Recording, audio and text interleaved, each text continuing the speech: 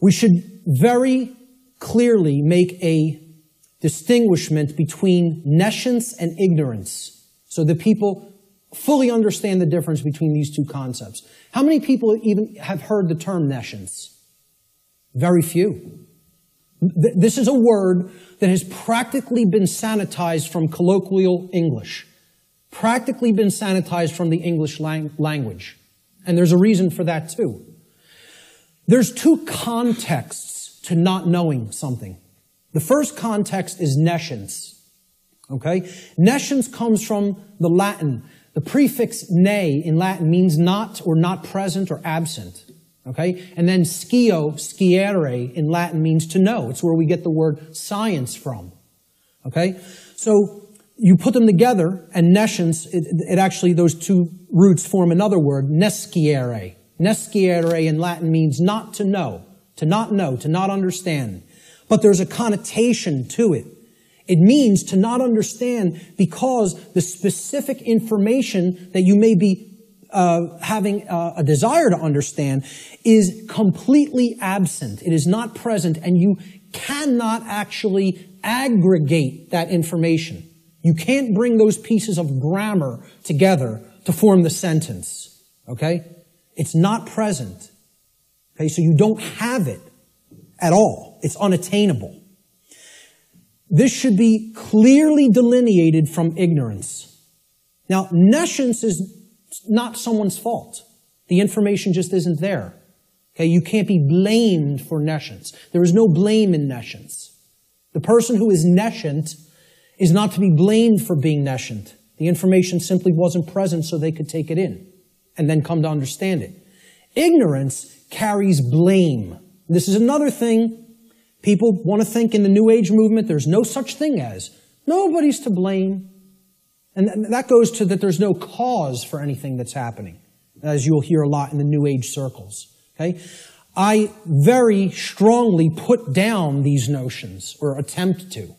Okay? There are causes and effects.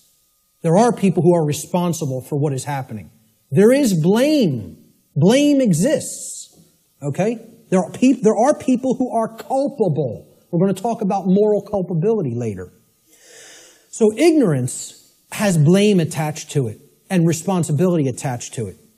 Okay? It comes from the Latin verb ignorare in Latin. And this means not to know, just like nescience means not to know, but in a completely different connotation. The connotation of ignorance means you don't know even though necessary information is present and right there before you because you have willfully refused or disregarded that information. Whether you've refused it because it made you feel uncomfortable, or whether you disregarded it because you felt that's not important for me to know. I don't need to know that. Or you feel you already understand something that contradicts with what's, the new thing that you're hearing or seeing. Okay? So, when you willfully disregard something, okay? If I wanted to willfully disregard the gentleman sitting in the front row, he's present. I could just pretend he's not here and ignore him. That's what ignoring is. This is why I try to say to people, the impact of the word is almost lost to us, of the word ignorance, because of the way it's pronounced.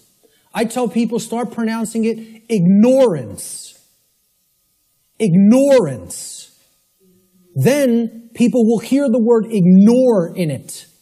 And the connotation becomes clear. It means you're ignoring it. Ignorance. Okay? That's how I like to say it now. Because the connotation is clear that way. The information is there. The truth is there. And somebody wants to ignore it completely.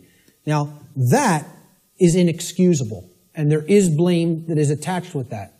So what I ask people all the time is, do we have a nescient society?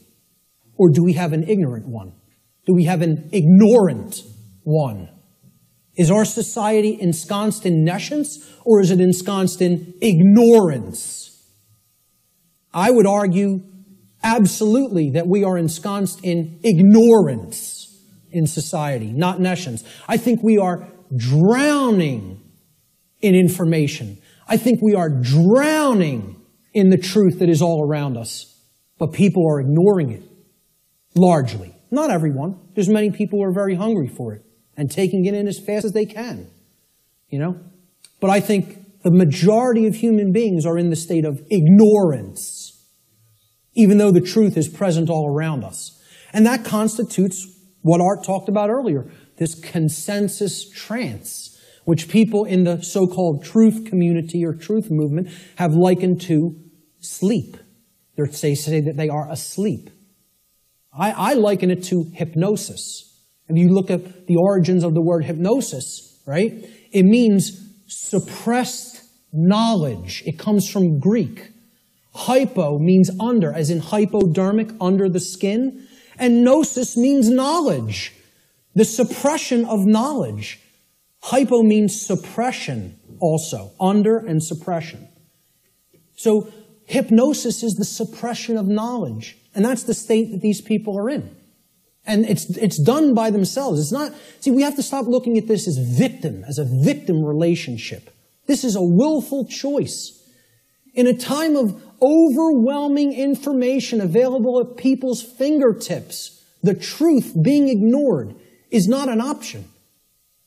It's a willful decision that people are making. And it's a decision that they should be held accountable to because of what is going on, that they are ignoring, what they are allowing to go on in their name and not saying a thing about it. Content to let evil run amok. All right? And then people will wonder, why are we losing freedom? Why is freedom on the wane? Why is totalitarianism and tyranny rising up? Why do we see so much control and obsession with control in our society? You know, they'll see that. Many of them will see the rising police state. They'll see the injustices in our society. They'll see the restrictions on our inherent natural liberty. Okay? But here's the thing. Many of them will not make the transition to grasping. You know? They'll say, yeah, this is what's happening to the earth. It's being turned into a huge prison everywhere. And at the most rapid pace right here in America. Okay?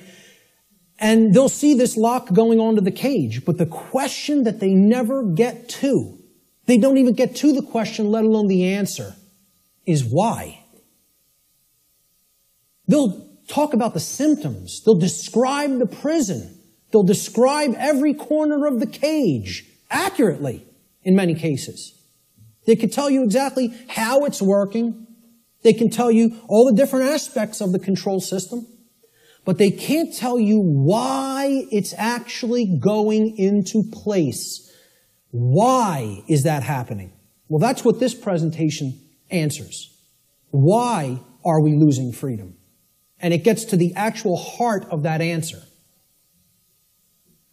So what this presentation constitutes is a master key that unlocks all the locks to all the doors on all the cages in the prison, if it is accepted. And once again, I don't tell you that belief is required for that, because truth is always present. It's always here. It's a matter of, will we perceive it as being present, acknowledge it's present, by stop ignoring it, okay, and then accept it into ourselves, and then do something with it. Understanding is not the end. Taking in the knowledge and understanding it is the beginning. Action is required. See, knowledge is required, understanding is required, but then action is finally required. Above all, if change is to be created. And that's how the laws of attraction really work. So, will people as a whole, as a society, accept that master key? I can't answer that question. All I could do is try to place it into their hands. After I have taken that key and unlocked my personal prison, my personal cages, and freed my mind, all I can do is try to help people to see, here's how this key works. Here it is. Here's the information that constitutes that key. And here's how you put it to work in your life. That's all I can do. Can't make anybody take it.